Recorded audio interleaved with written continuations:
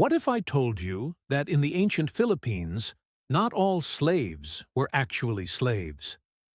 Let's just forget the images of whips and shackles you might have in your mind. This is the story of a family bound, not by chains, but by a debt they inherited. A family that, despite their bondage, could own property, marry freely, and even buy back their own freedom. This is the forgotten world of the Alipin, and their story challenges everything you thought you knew about power, servitude, and resilience in the pre-colonial Philippines. When I first learned about this, I had to pause. Because like most of us, I grew up thinking the word slave only meant one thing. But the deeper I read, the more I realized how much of our own history was simplified. Or, honestly, misunderstood. And that's why this story matters. In a thriving coastal barangay, a village built on water and kinship, lives a man named Lakan. He's not a Majinu, the ruling noble class, nor is he a tinimawa, a free commoner. Lakan is an Alipin, but that word, so often mistranslated as slave by Spanish chroniclers, doesn't even come close to the reality of his life. He's more like a bondsman, a dependent, tied by a debt that began 2 generations before he was even born. His grandfather, a once proud fisherman, faced a series of disastrous seasons. With his family on the brink of starvation, he went to the datu, the chieftain of their barangay, for a loan of rice.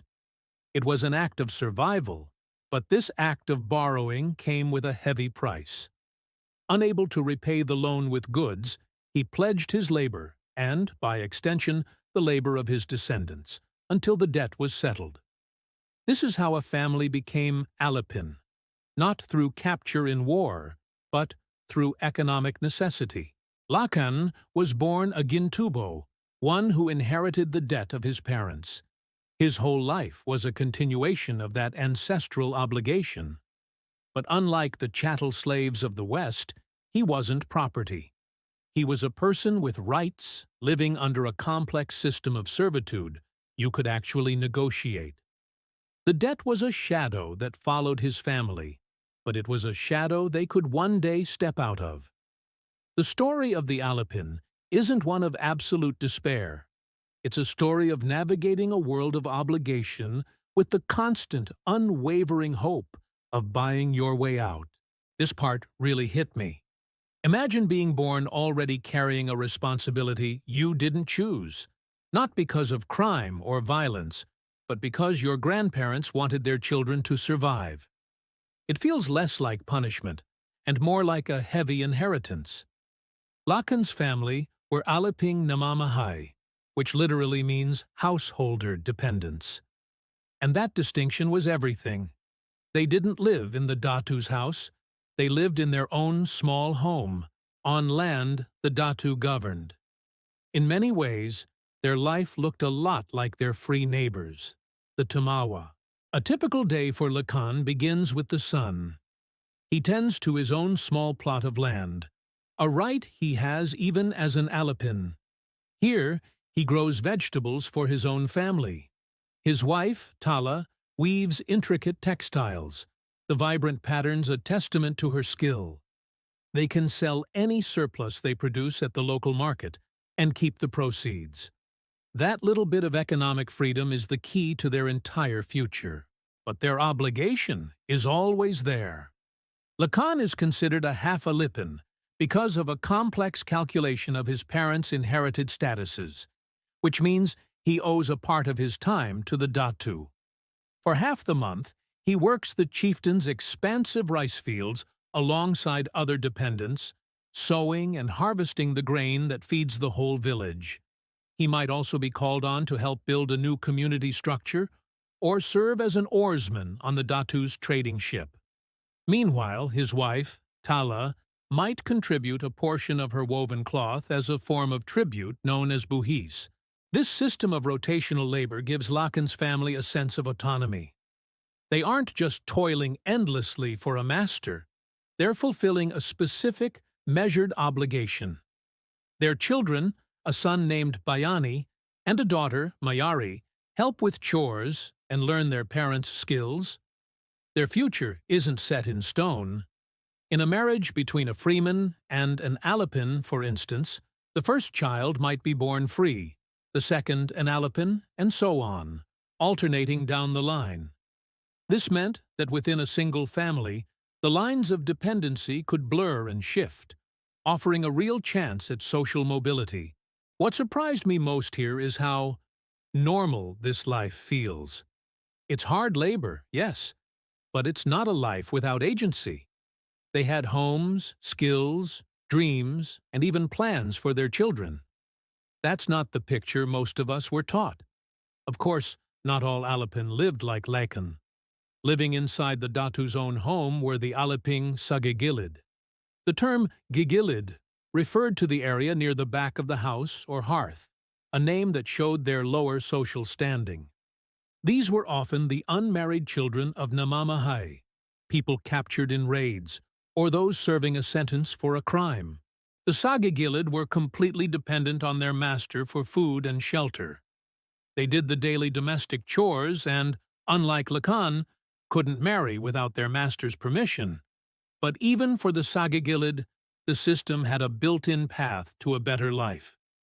When a sagigilid got married, a master would often elevate them to namamahay status, giving them a house and a piece of land. It was simply more practical than trying to support a whole new family inside the master's own home. This social ladder had even lower rungs. An Alipin, who was indebted to another Alipin, was called a bulisik, a term that meant vile and contemptible. And that still wasn't the absolute bottom. The only people who truly resembled Western chattel slaves were foreign captives, called banyaga. These were outsiders with no community ties who could be sold, and had almost no rights, at least until they were eventually integrated into the society. So you see, the Alipin system wasn't a simple free or slave binary. It was a whole spectrum of dependency and obligation. An Alipin namamahay like Lakan could own property, pass it to his children, and was protected from being harmed by the Datu. He was bound by debt, sure, but he wasn't without dignity or rights. I think this is where a lot of people get uncomfortable, and that's okay. History should make us uncomfortable sometimes, because it forces us to admit that the past wasn't simple, and it definitely wasn't black and white. For Lakan and his family, every extra vegetable sold, every extra yard of cloth woven, was a step toward one single goal: freedom. The idea of buying your way out of bondage wasn't some impossible dream. It was a well-known path called manumission. The family saves every little bit they can, slowly collecting small amounts of gold, which was the main currency for this kind of transaction.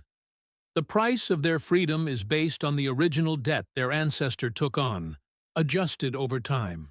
It's a huge sum, but it's not impossible. And there were other ways out.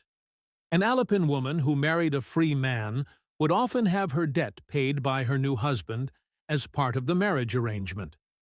An Alipin who showed incredible bravery in battle could be granted freedom by a grateful Datu. This process of being freed was called tinimawa, which transformed a dependent into a full-fledged free man. For Lakan, the path is payment. The day finally comes when he walks to the Datu, not with his head bowed in service, but as a man ready to settle his family's account. He presents the gold, the result of years of hard work and careful saving.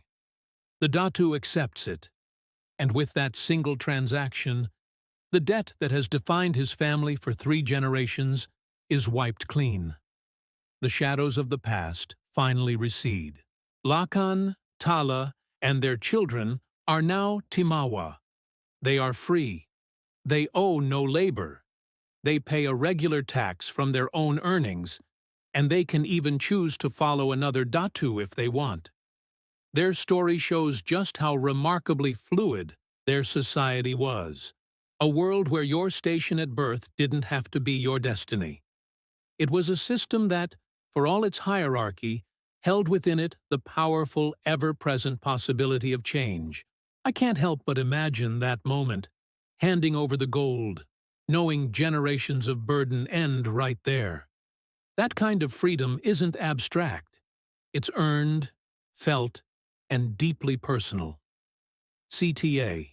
This intricate social structure was one of the first things dismantled by colonization, which flattened these complex relationships into a rigid, brutal system of forced labor. Stories like Lacan's were systematically erased, replaced by a much simpler and much crueler narrative of masters and slaves. If you think rediscovering our real history is important, please consider subscribing and hitting that notification bell. Let us know in the comments what other parts of pre-colonial life you're curious about. Honestly, if this story changed even one assumption you had about our past, then sharing it was worth it. And there's so much more we haven't talked about yet. Conclusion. The world of the Alipin was one of nuanced obligations, not absolute ownership. It was a society where debt, not chains, bound people, and where paths to freedom were woven right into the fabric of the culture. The lives of families like Lacan's reveal a pre-colonial Philippines that was far more complex, humane, and dynamic than the history books have often led us to believe. By understanding their struggle and their surprising rights, we don't just correct a historical myth, we reclaim a piece of a rich and resilient heritage. For me, this isn't just about correcting history. It's about dignity, about remembering that our ancestors lived in systems that were complicated, flawed, but deeply human, and that matters.